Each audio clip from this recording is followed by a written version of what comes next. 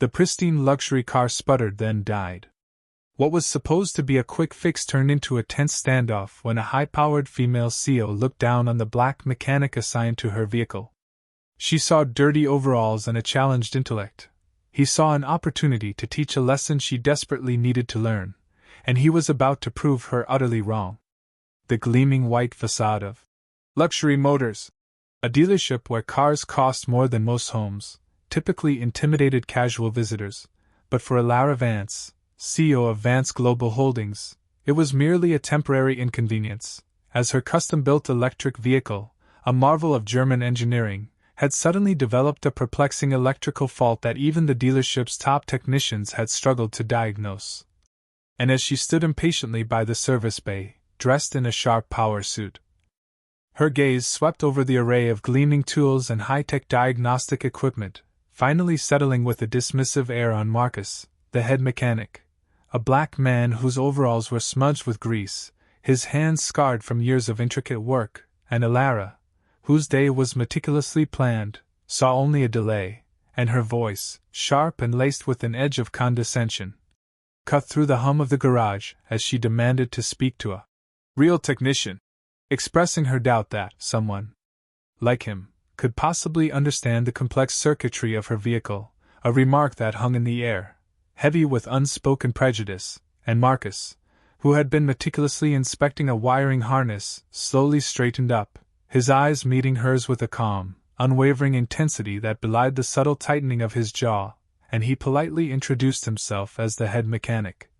assuring her that he was fully capable of handling her vehicle, yet Alara, clearly accustomed to being obeyed,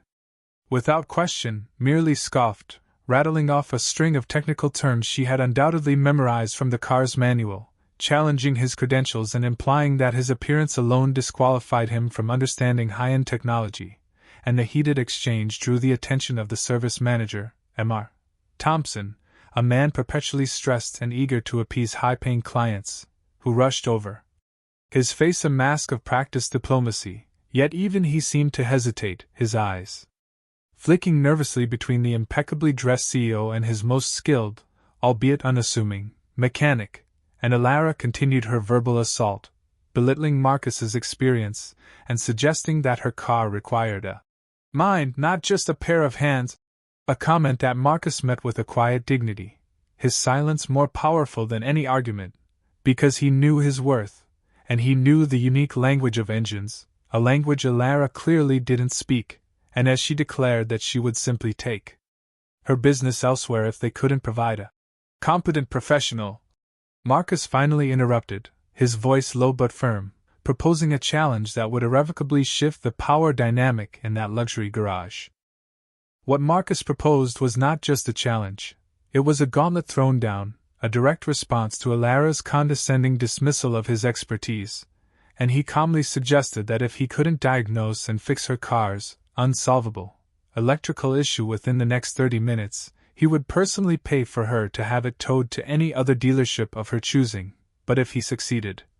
she would have to publicly apologize for her prejudice and acknowledge his skill, a proposition that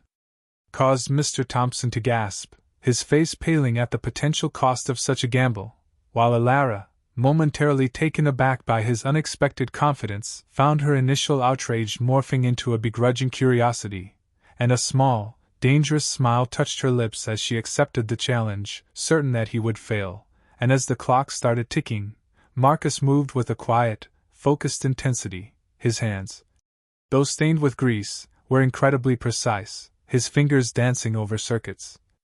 listening to the hum of diagnostic tools, and his eyes, sharp and intelligent, scanned the complex wiring diagrams on his tablet, a stark contrast to Alara's earlier assumption of his technical illiteracy, and she watched him, her initial smugness slowly eroding as she observed his methodical approach, his deep concentration, realizing that this was not some random guess,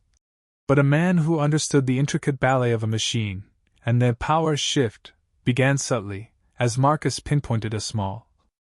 almost invisible fault in a rarely accessed control module, a diagnosis that even the specialized diagnostic computers had missed, and as he replaced the faulty component, the once dead dashboard of Alara's car suddenly flickered to life, its internal systems humming with renewed energy, and the engine, with a soft, confident purr, started effortlessly, a sound that brought a wave of stunned silence over the service bay. And the look on Alara's face was priceless, her jaw slack, her eyes wide, with a mixture of disbelief and dawning realization, because she had witnessed not just a repair, but a master at work, a man whose hands and mind were truly exceptional, and the payoff was the almost imperceptible nod from Mr. Thompson, who finally exhaled, his relief palpable, as Alara, stripped of her arrogance and faced with irrefutable proof of her own misjudgment, slowly approached Marcus. Her voice now devoid of its earlier venom, replaced by a strained sincerity, as she offered a genuine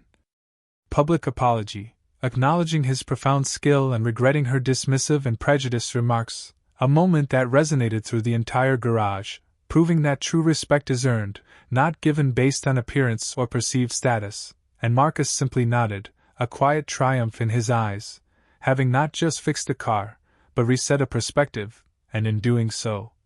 he had redefined the very meaning of competence in the luxury auto world.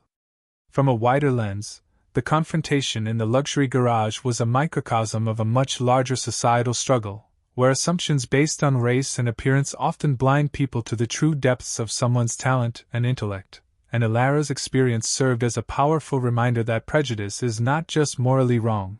but economically foolish, leading to the dismissal of invaluable expertise. And the moral of this dramatic encounter was delivered not through words alone, but through the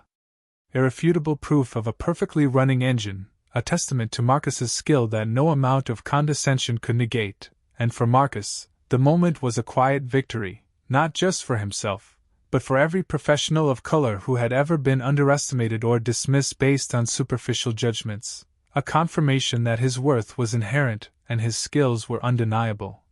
regardless of who stood before him. And the resolution of the challenge was not just a repaired car, but a repaired perspective, as Alara, humbled and profoundly educated, not only paid her bill but also commissioned Marcus to lead a new diagnostic innovation team within her own company, an initiative that would merge her corporate vision with his practical genius, proving that true collaboration begins with mutual respect. And as Alara's luxury car purred silently out of the service bay, she carried with her a lesson far more valuable than any expensive repair, that genius wears many faces, and sometimes the most brilliant minds are found under a layer of grease, and that true leadership means recognizing and celebrating talent wherever it resides, regardless of the package it comes in, ensuring that the legacy she built would not be one of exclusion, but of inclusive excellence, forever changed by a challenge that turned a moment of disrespect into a lasting foundation of respect and mutual admiration. If this story resonated, share it with intention, not to highlight conflict, but to celebrate the quiet power of true expertise. Support conversations that challenge stereotypes in professional spaces and remind us that skill and intellect know no color or class. Follow for more stories that center on the triumph of talent, the humility of learning, and the moments when respect is finally earned. Because the most valuable lessons aren't taught in boardrooms, but sometimes, in a noisy garage, by the quiet genius who simply knows how to get the job done right.